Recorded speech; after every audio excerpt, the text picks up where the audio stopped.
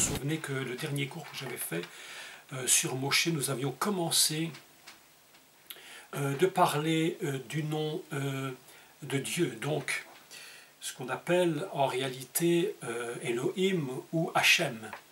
Hachem qui est le nom utilisé donc par les Juifs en général, les rabbins, bien qu'ils disent d'autres choses aussi, et que nous appelons nous l'Éternel. Aujourd'hui, je vais prendre un peu de temps avec vous pour vous expliquer deux points, deux noms de Dieu, et dont un est très très surprenant, et une déclaration de Dieu est très très surprenante lorsqu'il parle à Moshe, et je vais tenter de vous expliquer le pourquoi de cette déclaration, ce qu'elle veut réellement dire, et nous allons remettre les noms en place par rapport à leur situation première. C'est très important de savoir comment cela fonctionne dans la Torah. Je vais commencer le texte. Pour commencer ce cours aujourd'hui, je vous rappelle que ce qui est sorti d'Égypte, je l'avais dit, mais je vais le redire en détail et je vais réexpliquer encore un peu plus. Ce qui est sorti d'Égypte, comme beaucoup l'ont cru et continuent de le croire, et ce n'est pas faux bien entendu, beaucoup imaginent que ce qui est sorti d'Égypte, ce n'est que des personnes qui sont sorties. Vous vous souvenez que nous avions parlé de cela, que c'est un peuple qui est sorti. Évidemment, c'est un peuple qui est sorti. Mais je ferai remarquer aussi qu'ils n'ont pas sorti qu'un peuple. Ils ont sorti évidemment les biens qu'ils possédaient. Ils ont sorti les animaux qu'ils possédaient. Donc il y a tout un ensemble de choses qui sont sorties d'Égypte. Ceux qui sont sortis n'ont pas laissé dans la terre d'Égypte, évidemment, ce qui leur appartenait, ils sont partis avec. C'est un peu comme l'a fait Abraham, lorsqu'il est dit qu'il partit et qu'il emmène avec lui ses biens. Donc, voilà que je voudrais faire un petit énoncé de ce que j'ai compris, de ce qui était sorti d'Égypte. Vous vous souvenez que on peut comprendre un texte sans avoir réellement saisi tout ce qui se cache dans dans une notion fondamentale qui est le peuple d'Israël. Le peuple d'Israël, évidemment, va sortir. Moshe va aller le prendre et le sortir littéralement. Il va ouvrir la matrice égyptienne pour faire quitter ce peuple et l'emmener vers la terre de la promesse. Mais pour comprendre ce principe d'Israël, nous allons essayer d'ouvrir ce qu'il représente. Et il y a plusieurs choses qu'il faut dire, qui sont sorties d'Égypte. La première, je vais vous laisser prendre note, je vais le dire assez lentement. La première, c'est ce qu'on appelle Ham Israël, le peuple d'Israël. Cette notion peuple est importante parce qu'il va la sortir et il va devoir la construire. Et Dieu va construire la notion Ham, peuple, avec les 10 commandements qu'il va donner au peuple d'Israël à travers Moshe. La deuxième chose qui va sortir d'Égypte, elle est extrêmement importante. Et je crois qu'il faut le redire parce que beaucoup de personnes ne l'ont pas vraiment compris, ou peut-être l'ont compris mais ne l'ont pas décodé. C'est ce que j'ai appelé moi-même, mais c'est mon expression que j'ai choisie, les 4 piliers fondamentaux qui constituent et qui vont constituer plus tard la création du peuple et de l'État juif, de l'État d'Israël. Piliers sur lesquels aujourd'hui encore en 2017, Israël est construit. Le premier pilier, donc petit a, c'est ce qu'on appelle Av, Hel Avicha, le Dieu de ton Père, la notion Père, celle qui va permettre de communiquer la mémoire aux enfants et aux enfants et aux enfants. C'est extrêmement important cette notion Av. Elle est enfermée en Égypte et il va falloir la sortir pour que Israël se construise. Vous savez que si aujourd'hui Israël existe en tant que peuple, nation, État, c'est parce que pendant 2000 ans, Depuis le dernier exil, ce qu'on appelle donc l'exil romain, la dispersion de quasiment la totalité du peuple à travers la terre, eh bien s'ils existent encore, c'est à cause de ce premier pilier qui s'appelle Av, le Père. D'ailleurs, vous avez aussi constaté, je le suppose, vous le savez, vous qui m'écoutez souvent et qui écoutez d'autres cours aussi, que les deux premières lettres de la Torah, enfin non, que les deux premières lettres, je vais le dire plus précisément, sont le Aleph et le Bet qui forment Av. Même si la Torah commence par Bet, nous savons que les deux premières lettres, celle du divin et la première de la création, sont Av, le Père. Pourquoi? Parce que c'est la notion fondamentale sur laquelle on peut construire une nation. Vous savez que si la Belgique, la France ou n'importe quel pays avait 2, 3 ou 4 000 ans d'exil, il y a longtemps que nous aurions oublié que nous étions belges ou français. Mais voilà que le pilier Av est si important Dieu va dire « Je suis le Dieu donc de ton Père », une notion fondamentale qui va construire la mémoire, puisque le Père, c'est masculin, et que masculin, c'est donc le mot qui signifie zikaron, la mémoire. Donc le premier pilier, le second pilier, qui lui est Avraham, le troisième pilier, qui lui est Yitzhak, et le quatrième pilier, qui lui est Yaakov, qui est en même temps le futur Israël, qui sera le définitif. Bon, je ne rentre plus dans tout ce que j'avais dit, autrement je referai le cours de la fois passée, ce qui n'est pas le but. Donc il suffira de réécouter sur Internet ce que j'ai dit. Donc ces 4 piliers vont sortir d'Égypte. Mais ce n'est pas encore tout. Il y a une autre notion, je parle de la notion. Je ne parle pas de la personne ni du peuple lui-même, je parle de la notion que cela représente. C'est ce qu'on appelle Bnei Berochi Israël. Mon fils, premier-né Israël. Ce qui va sortir d'Égypte et qui est enfermé également, c'est ce que Dieu dit à Moshe, tu iras vers Pharaon et tu lui diras, laisse sortir mon Béror, c'est-à-dire mon fils premier-né, ce qui signifie qu'en fait le fils premier-né est enfermé. Tu le laisseras aller. Le Béror doit sortir. La notion suivante, qui va sortir également d'Égypte, et elle est extrêmement importante, c'est la notion des fils, qu'on appelle donc les fils d'Israël. Le Bnei Israël, qu'est-ce que c'est que ce Bnei Israël? Je vous rappelle au passage que Bnei est fondé, donc Ben, le fils, est fondé sur constructeur. Les constructeurs sont enfermés, il faut les sortir également. Donc vous voyez que c'est toutes des notions. Cinquième notion, et je vois que Patrick également nous fait ce petit commentaire, et évidemment que j'ai écrit ici, et qui est d'une importance mais capitale, ce sont les os de Joseph. Alors, ce qu'on appelle le Mashiach ben Yosef, dont j'ai longuement parlé dans mes cours précédents. Mashiach ben Yosef va sortir d'Égypte. On ne peut pas le laisser là, parce qu'il faut qu'il traverse le désert, qu'il aille jusqu'en terre de la promesse, donc dans ce qui sera le futur État d'Israël, et qu'on place ses eaux là où le Mashiach va révéler sa messianité. C'est pourquoi il ne peut pas rester en Égypte. Et alors, il y a encore autre chose qui va sortir. Alors, ce sont ce qu'on appelle donc les richesses de l'Égypte. Ils vont emmener avec eux ce qu'on appelle le Keli Kesef, Keli Zahav et Smalot. Alors, les vases d'argent, les vases d'or, et puis les vêtements qu'ils mettront sur les fils et sur les filles. Ils vont les revêtir pour partir. Donc, voilà, en quelques mots, ce qui, pour beaucoup, n'apparaît même pas à la lecture du texte, puisque l'idée générale, et elle est vraie, c'est qu'on va sortir des gens.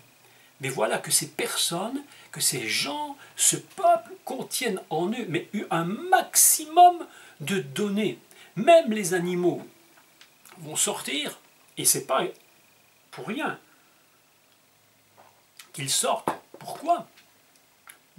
Plusieurs raisons, dont une fondamentale qui va nous apparaître plus loin, c'est qu'ils vont avoir besoin d'animaux pour les sacrifices. Donc il y a tous ces données qui vont sortir. Mais pour les sortir, il va falloir que quelque chose agisse. Et quelle est cette chose? Qui va agir pour sortir? La première lecture, ce serait évidemment Moshe. Et c'est évidemment exact. Mais je voudrais lire le texte avec vous, parce que il y a un passage très important, et j'aimerais qu'on puisse aujourd'hui, pour parler de cela, expliquer qu'est-ce que les noms de Dieu. Voilà que nous trouvons dans la Torah, dans la Bible, dans son ensemble, Dieu a différents noms. Ces noms vont être révélés de façon progressive. La nature du divin va se révéler. Nous voyons que, à la fin, la finalité, c'est lorsque va apparaître le Mashiach. Et tous les Juifs qui attendent sa venue savent que c'est lui qui révèle le nom divin en finalité. Je dirais que le nom du Mashiach, c'est l'apothéose des noms. Mais prenons un texte ensemble, si vous le voulez. Si vous avez votre Bible, nous allons lire le chapitre 17 du livre de Bereshit et à partir du verset 1. D'accord? Et puis, je vais vous expliquer comment fonctionne ce texte. Et vous allez voir qu'il y a quelque chose d'absolument extraordinaire dans ce texte. Et commençons alors la lecture. Voulez-vous? Bereshit, chapitre 17, verset 1.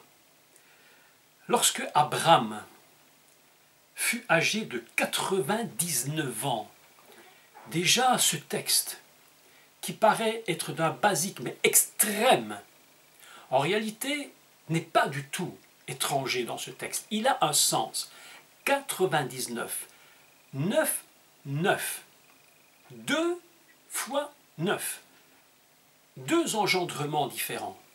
Ce qui paraissait impossible à cause de l'âge d'Abraham nous révèle ici, à travers le chiffre de son âge, deux engendrements, 9 et 9.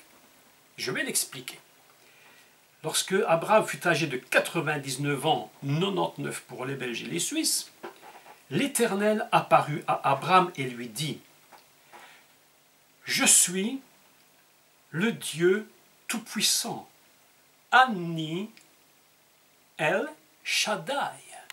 Je suis le Dieu Tout-Puissant.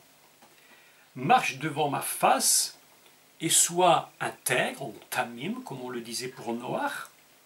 J'établirai mon alliance entre moi et toi, et je te multiplierai à l'extrême. Voilà déjà un texte. La première fois que le nom El Shaddai apparaît, c'est en relation avec la promesse « Je suis El Shaddai ». Vous vous souvenez que le nom de Moshe a une valeur de 345. 3, 4 et 5.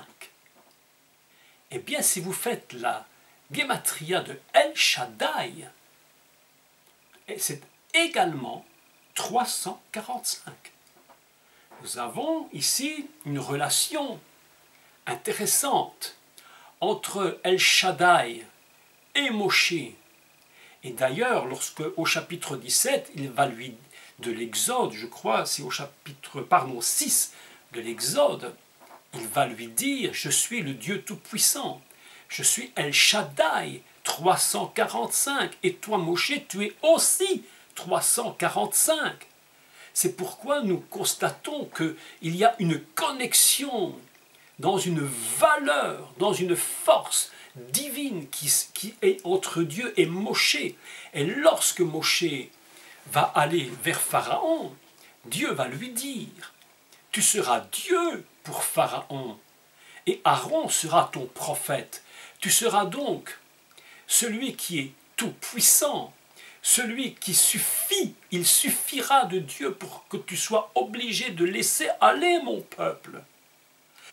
Je suis le Tout-Puissant. » Vous imaginez Donc la première fois que le nom de El Shaddai apparaît, c'est dans le chapitre 17 du livre de Bereshit. Je vous ai dit donc qu'il y avait donc deux engendrements, deux fois le chiffre 9. Avram, âgé de 99 ans.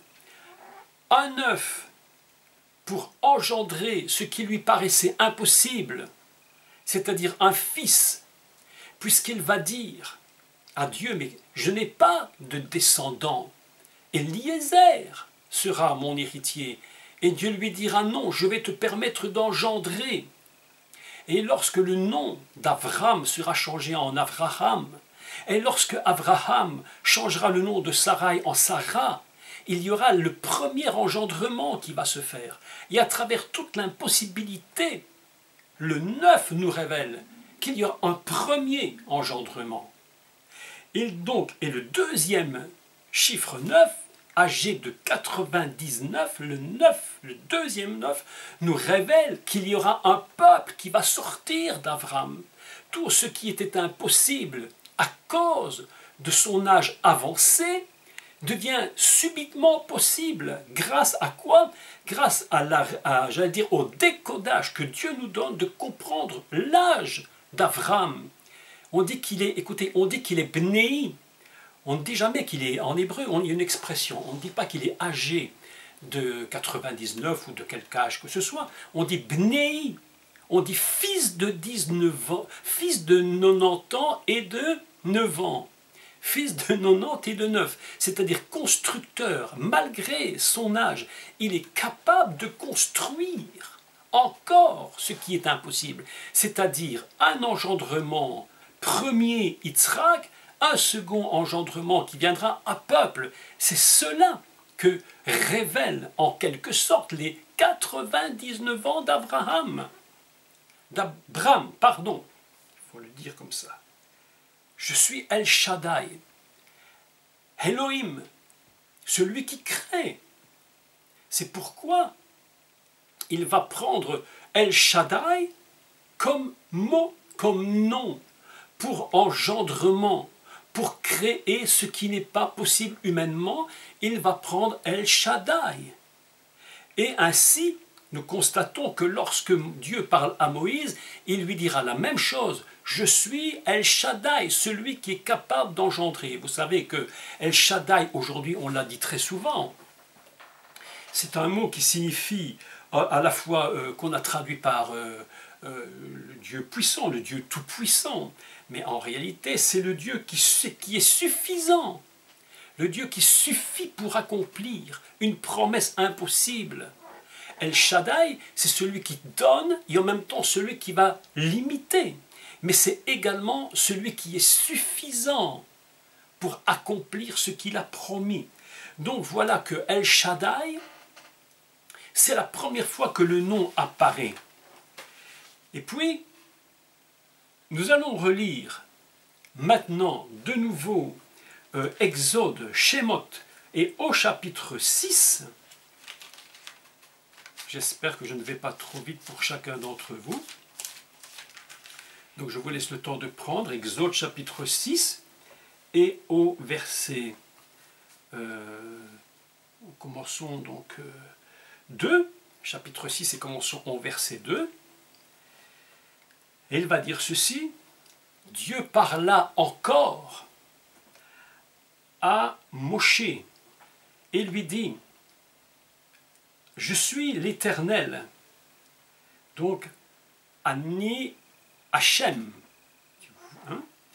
Je suis apparu à Avram, à Yitzhak, à Yaakov, comme le Dieu tout-puissant, mais sous mon nom. Donc, je prends la traduction française, hein, ce n'est pas ce qui est écrit, mais comme nom, comme éternel, je ne me suis pas fait connaître à eux. On va expliquer ça. La question qui se pose ici est très surprenante parce que Dieu dit « Je ne me suis pas fait connaître à eux en tant que Hachem ». en tant qu'éternel. Alors je me suis dit, mais quelque chose ne fonctionne pas. Comment Dieu, comment Hachem peut-il dire qu'il n'a pas fait connaître son nom à Abraham, Yitzhak et Yaakov, alors que si nous lisons Genèse 22, 14, donc Bereshit 22, 14, nous constatons que le nom de Hachem, l'Éternel, est déjà dans le texte. Et que c'est, je vais dire, Abraham lui-même qui va l'utiliser. Donc comment Dieu peut-il dire à Moshe qu'il ne s'est jamais fait connaître sous son nom, alors que déjà Abraham lui-même l'utilisait? Et je lis le texte. Avant d'aller plus loin, laissez-moi vous rappeler le contexte, est très important le contexte. C'est le contexte de la ligature d'Yitzhak. Je vous rappelle que la pensée hébraïque est très claire à ce sujet, nettement moins que celle concernant l'Église évangélique ou tout ce qui tourne avec cela, concernant ce qu'on appelle le sacrifice d'Isaac. Les Juifs ne disent pas le sacrifice d'Isaac. C'est une parenthèse que je fais, mais elle est quand même importante par rapport au contexte. Pourquoi? Parce que le sacrifice d'Isaac, il n'a pas lieu. Il n'y a jamais eu de sacrifice d'Isaac à cet endroit. Les Juifs nous disent, mais non, on ne peut pas parler du sacrifice puisqu'il n'a pas été sacrifié. Il a voulu le sacrifier, mais il ne l'a pas sacrifié. C'est pourquoi ils appellent cela la ligature. Donc nous revenons dans le contexte, c'est très important de le comprendre. Voilà que Yitzhak et Abraham montent à la montagne, et il va donc aller pour le but de le sacrifier. Tout se met en place, il met les bois sur l'autel, il va ligoter son fils, il va l'attacher, les pieds, les mains, il le met sur l'autel, et il est prêt à le sacrifier. Mais subitement, une voix l'appelle, et nous lisons quand même le texte. À partir de 11. Alors l'ange de l'Éternel l'appela des cieux et dit, « Abraham, Abraham, Abraham !» Et il répondit, « Me voici. » L'ange dit, « N'avance pas ta main sur l'enfant, et ne lui fais rien, car je sais maintenant que tu crains Dieu, et que tu ne m'as pas refusé ton fils, ton unique. » Abraham leva les yeux et vit derrière lui un bélier. Écoutez bien le mot, hein, un bélier. Je vais vous expliquer. Un monsieur m'a écrit l'autre jour, s'il écoute ce cours, il va se reconnaître, où il m'a demandé pourquoi on utilise un bélier. Alors que partout, on va parler d'un agneau, d'un mouton, d'un taureau, enfin bien plein de choses. Mais là, significativement, un bélier. Pourquoi le mot bélier? Je vais expliquer. Retenu dans un buisson par les cornes, mais tous les mots sont importants. Bélier, corne. Et Abraham alla prendre le bélier et l'offrit en holocauste à la place de son fils. Donc vous voyez bien qu'il n'est pas question du sacrifice d'Yitzhak, mais bien du sacrifice du bélier. C'est donc bien la ligature dont il s'agit et non pas le sacrifice. Et je continue. Abraham donna à ce lieu, je le lis en français maintenant, puis je l'explique, le nom de Yahvé-Jiré. C'est pourquoi l'on dit aujourd'hui, à la montagne, il sera pourvu. Je voudrais faire remarquer tout de suite que dans ce texte, Yahvé-Jiré, ça ne nous donne pas du tout une bonne idée en français par rapport au texte original. Abraham et Yitzhak sont sur la montagne et le sacrifice va devoir se faire. Dieu intervient, mais comme l'ange empêche Abraham d'aller au-delà de sa volonté de sacrifier son fils, il va lui mettre un bélier à la place. Je fais remarquer que le mot bélier est un mot très surprenant en hébreu. Et je crois que c'est pour cela qu'il a été choisi à cet endroit spécifique. Le mot bélier se dit en hébreu Ahil. Ahil s'écrit d'une façon mais absolument surprenante. C'est en réalité El de Elohim avec entre les deux lettres le Yud du nom divin. Nous avons donc deux notions dans le mot bélier qui interviennent si nous décomposons le mot. Nous avons le mot, si je tire le yud, il reste Hel, Elohim, ce qui est le Dieu qui représente le Dieu des forces de la création ici-bas, ce qui a besoin d'être créé ici-bas pour le sacrifice. Mais à l'intérieur de ce mot, entre les deux lettres, le Aleph et le Lamed, s'introduit la lettre Yud, la lettre du nom divin, ce qui est le niveau 10, qui représente l'éternel à son niveau, j'allais dire son essence la plus haute qui puisse exister. Ainsi, le bélier représente à cet endroit précis la notion de ce qui est sur terre et ce qui est divin et qui s'unit. C'est pourquoi nous comprenons que ce bélier est une image, je dirais prophétique, mais totalement prophétique de ce que sera plus tard le Mashiach. Et d'ailleurs, lorsque l'on parle de Adonai, en français mal traduit, mais Jéhovah Jireh, nous allons constater qu'il n'est pas du tout question de ce qu'on appelle ici « il sera pourvu », mais l'Éternel verra, du verbe voir, l'Éternel verra. Je me suis posé une question, je ne sais pas pourquoi, mais il y a peut-être une raison, une bonne raison, je ne sais pas.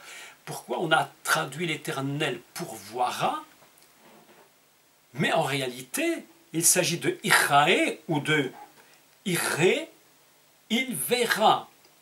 Adonai verra. Donc, nous sommes ici dans un système très intéressant, mais qu'est-ce qu'il verra? Il verra dans l'avenir. Qu'est-ce qu'il va voir? Eh bien, l'union messianique, et qui est représentée par quoi? Par ce qui est à la fois de la création et à la fois du céleste. C'est ce qu'on appelle le Mashiach. C'est pourquoi le mot bélier dans ce cas, Ha'il, est un mot extrêmement important. Et de ce Ha'il, la Bible nous dit qu'il était tenu par les cornes Keren, et c'est de cette corne que l'on va faire, évidemment, vous savez, le chauffard. Et c'est cette corne qui permettra de donner le son, terouma, le son du chauffard qui annonce ce que Dieu est en train de faire. C'est pourquoi la première fois que, avec le sacrifice, et j'allais dire, et sont unis ensemble le mot Haïl bélier, dans ce récit particulier de la ligature d'Yitzhak. Donc, maintenant, ce qui est surprenant dans ce texte, au-delà de ça, encore surprenant, c'est que Dieu avait dit à Moshe, « Je ne me suis pas fait connaître à eux. » Et pourtant, on voit que dans ce qu'on appelle Jéhovah Jireh, donc, on va le dire autrement, l'Éternel verra, et non pas pourvoir, on voit que le premier mot, c'est le tétragramme Yod, He, Vav, He. Alors comment Dieu peut-il dire? Comment peut-il dire à Moshe, je ne me suis pas fait connaître à eux, puisque déjà là, Abraham dit clairement, il appela ce lieu du nom de Hachem Irae. L'Éternel a vu. Donc nous avons le mot éternel qui est déjà repris dans ce texte. Vous avez vu que, encore une fois, ici, le code qui revient le plus fréquemment dans ces textes, c'est le code de 2. 99, 9, 9, il appelle Abraham, deux fois. Et puis ici, nous avons aussi ce mot deux fois. Nous avons donc Adonai, Irae, deux fois, il appela ce nom, ce lieu du nom de l'Éternel verra. Comme on le dit aujourd'hui, à la montagne, l'Éternel verra. Mais qu'est-ce qu'il verra? Pourquoi au futur? Pourquoi Dieu est en train de parler au futur? L'Éternel verra. Il y a quelque chose qui est en train de s'unir, mais qui n'est pas encore terminé, qui n'est pas encore accompli ici-bas, même si là-haut, tout est accompli pour lui, ici-bas, la chose n'est pas encore accomplie. Mais qu'est-ce qu'il verra sur la montagne? Il y a un texte absolument formidable où il dit que c'est à la il dit que c'est sur cette montagne, c'est sur cette montagne que la parole sortira, c'est sur cette montagne que les nations viendront adorer. Il va voir, c'est sur cette montagne que le Mashiach régnera. C'est sur cette montagne-là que quelque chose de divin, de messianique va se faire. C'est pourquoi il en parle 2 fois. Il dit ce lieu s'appelle, et puis il dit, c'est pourquoi on verra ce qui va se produire. Sur cette montagne, je donne un nom, et à cause de ce nom, plus tard, on va voir véritablement que c'est de Sion que sort la parole, que c'est sur cette montagne de Sion, que c'est là que le Mashiach va apparaître et se fera connaître. C'est pourquoi tous ces textes que nous lisons sont construits, si vous les relisez, sur la clé de 2. 2, toujours, la valeur 2 revient. C'est ça qui nous importe énormément dans ce texte, de comprendre qu'il y a des choses de maintenant et des choses de plus tard. Et on peut très bien connaître Hachem, on le dit simplement, on peut connaître Hachem dans une structure, je dirais, de demain, de plus tard. Oui, il est là, mais plus tard. Et c'est pourquoi je crois que lorsqu'il parle à Moshe, il lui dit « Je ne me suis pas fait connaître à eux », mais pourtant, il utilisait déjà le mot. Il utilisait déjà le nom Hachem. Pourquoi tu dis cela? Parce qu'en fait, il le connaissait, mais pas de la façon dont Dieu le révèle maintenant qu'il est réellement.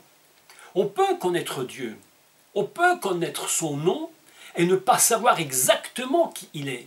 Il y a une révélation qui est encore restée cachée. Dieu leur a parlé, je suis l'Éternel. Donc il dit, Hachem verra. C'est ce que plus tard, mais maintenant il dit à Moïse, mais pour que cette chose, que tu comprennes qui est réellement Hachem, il faudra que tu comprennes la structure fondamentale divine, et c'est à cause de cela que maintenant tu vas dépasser la notion que comprenait probablement en partie Abraham, Yitzhak, Yaakov, mais toi, tu vas rentrer dans cette notion éternelle, et c'est grâce à cette notion éternelle-là que tu auras la capacité de pouvoir aller en Égypte et sortir toutes les forces de l'Égypte. On peut connaître Dieu, et c'est la plupart des gens sont ainsi. Ils peuvent dire Dieu, Dieu, beaucoup de gens disent Dieu. Ils parlent de Dieu, et en réalité, ils ne savent pas réellement qui il est. Son nom ne leur a pas encore été véritablement révélé dans leur esprit. Ils connaissent la formule du nom, mais ils ne connaissent pas l'essence profonde du nom. Abraham, Yitzhak et Yaakov connaissent la formule du nom. Yahvé, donc Adonai, Hachem, Yahvé, l'Éternel verra. D'accord, mais l'essence profonde qui est cachée à l'intérieur, c'est pourquoi il dit « Je ne me suis pas encore fait connaître à eux. Mais maintenant, toi, Moshe, je te donne mes structures. Je te donne ce que je suis. Comme tu es 345, eh bien moi, El Shaddai, je suis aussi 345. Mais comme également tu le sais, Moshe, et il le sait, qu'il y a aussi Adonai, Yahvé, eh bien je te révèle aussi maintenant cette essence divine, non pas la structure, mais pas seulement, mais l'essence réelle de ce nom. Je ne me suis pas encore fait connaître à eux, mais à toi, Moshe, je me fais connaître. Je pense que Moshe a quelque chose qui s'est produit en lui. Je vous rappelle que la première fois qu'il va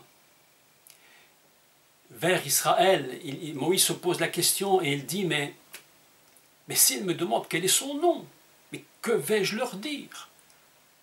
Et Dieu leur répond, ayez, Esher, ayez.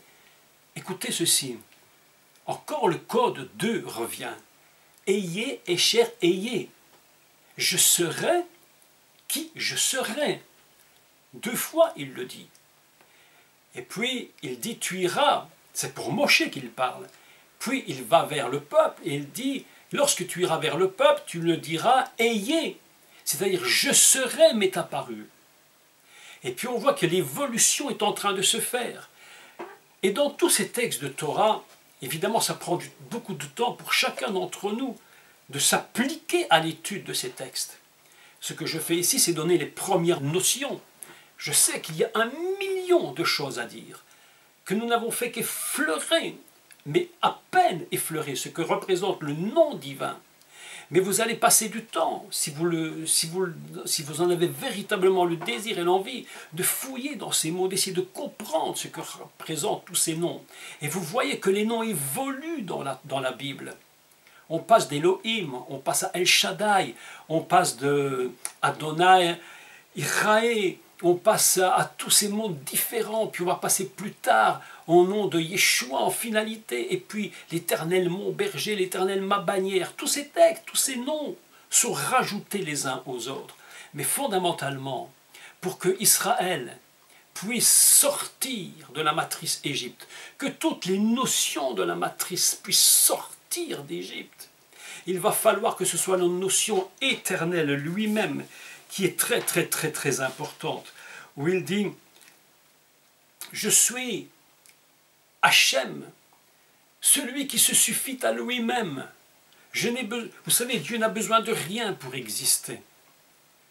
C'est pourquoi la notion de Hachem seulement, cette notion, ces 4 lettres seulement, ont une telle force qu'elles peuvent être utilisées sans rajouter quoi que ce soit.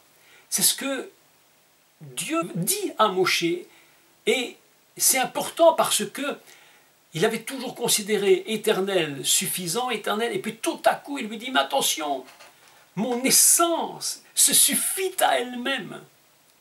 C'est que moi-même, je suis l'essence qui se suffit à elle-même. Je n'ai besoin de rien pour exister. Que j'ai créé le monde ou je ne l'ai pas créé. Est-ce que Hachem n'est pas Hachem? Que j'ai fait ou que je n'ai pas fait. Est-ce que Hachem n'est pas Hachem? Il est ce qu'il est. Je me suffis à moi-même dans ma propre nature. » C'est à ce moment où Moshe va saisir ce genre j'allais dire, de niveau divin. Quelque chose va se produire.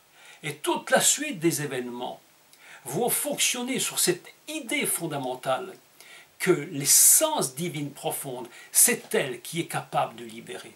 Même si tout le reste est vrai, il y a une révélation divine qui doit atteindre un niveau absolument élevé et particulier de chacun d'entre nous. Si chaque personne regardait Dieu dans son essence ultime et première, tel qu'il est lui, je crois que Dieu libérerait. Vous savez, souvent les gens demandent à Dieu « fais, fais, fais », parce qu'ils s'imaginent ou ils croient que Dieu n'est conçu que pour faire quelque chose pour nous. Il n'est conçu que pour ça.